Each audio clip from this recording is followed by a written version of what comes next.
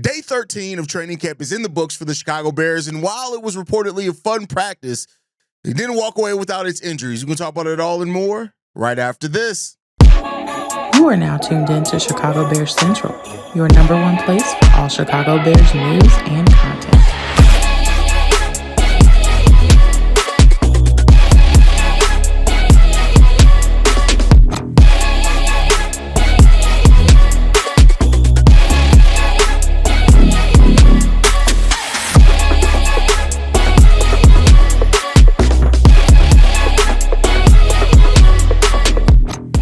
What's going on, Bears fans? Welcome to another episode of Chicago Bears Central, your number one spot for everything Chicago Bears related. I'm the host there, Hayes, but more importantly, you guys can follow the channel at Chi Bears Central on every social media platform we happen to be on. With that said, let's go to get into the content for today. So we're going to start off with the injury updates, get the not so fun stuff to talk about out the way first, and then we're going to finish on the highlights and the things that stood out in day 13 of training camp. First off, Kmet was back on the practice field today, which is really good considering, we just talked about him in today's daily episode, the fact that he was going to be probably day-to-day, miss a couple of days, be right back out there. So Kmet did make his return back to practice after that injury scare. That's all good. You need him on the football field. You want him to be healthy. You want everybody to be healthy, especially at the start of the season. So it's really good to hear that Kmet was back on the practice field. With him coming back, though, got a couple of players that went down. Reportedly, Darnell Wright went out of practice with an injury as well. He came up awkward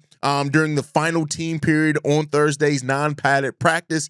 And so we'll see what happens there. We know he's the only returning starter as of right now. We'll see what happens with Braxton Jones, to come back with this new revamped offensive line.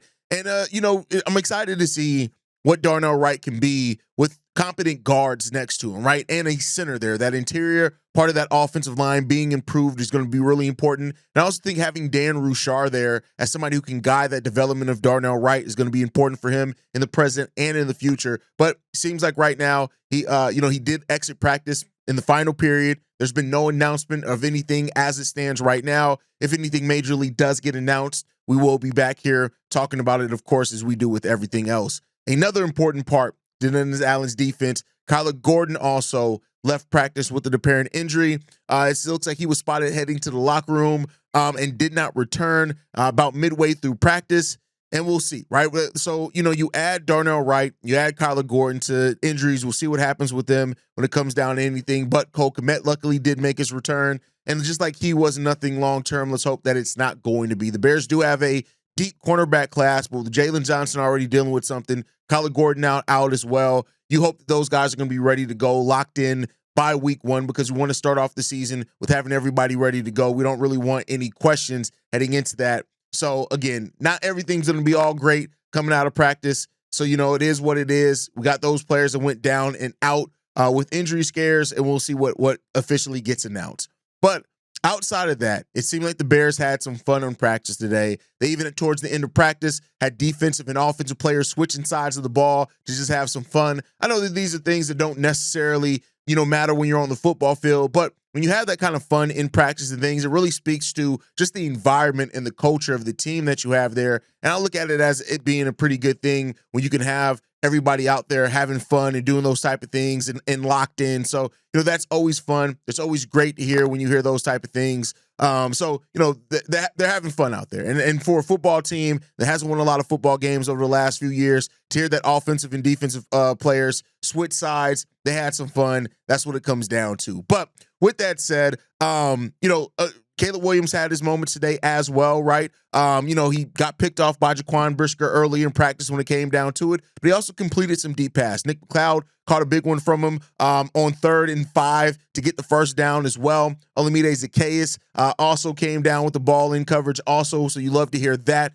they're building on things. But Jaquan Brisker making plays is a big thing. Reportedly, he was all over the field. He came down. He caught several running backs in the flat, which is an important part of it. You know how Dennis Allen likes to use those safeties. Him and Kevin Byard are going to fluctuate being in and out of the box, so that's really good to see when it comes down to that one.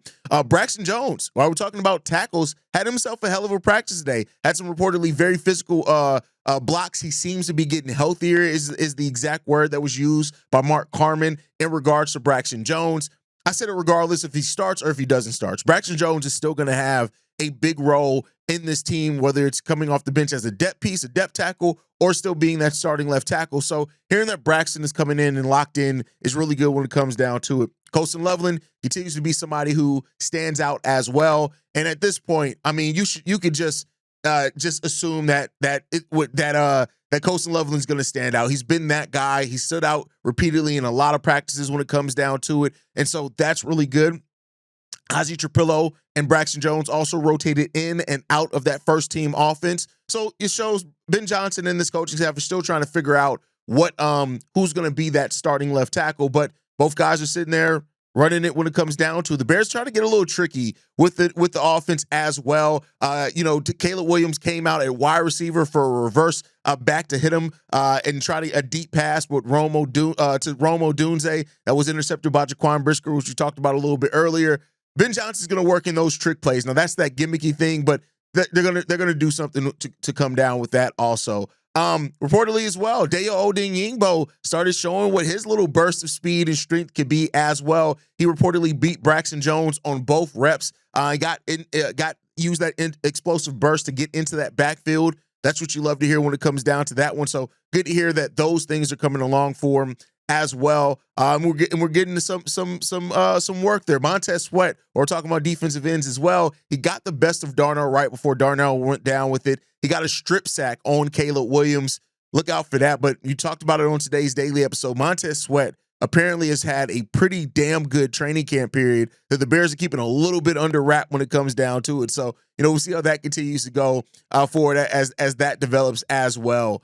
Kyle Monongai, he got involved. Roschon Johnson was not at practice today. He was not spotted at practice. So Kyle Monongai got his opportunities with that second team offense, a little bit with the first team offense apparently as well. And Kyle Monongai, much like Colston Loveland, every time we hear stuff about him, it's been positive. And ever since Ben Johnson said that he trusts Kyle Monongai, like that's a big sign for a rookie drafted in the seventh round for your coach to trust you. So seeing Kyle Monongai continue to get those reps, get those opportunities, he's made the most of it, both blocking and running the ball. And you're going to get to see that when it comes down to it.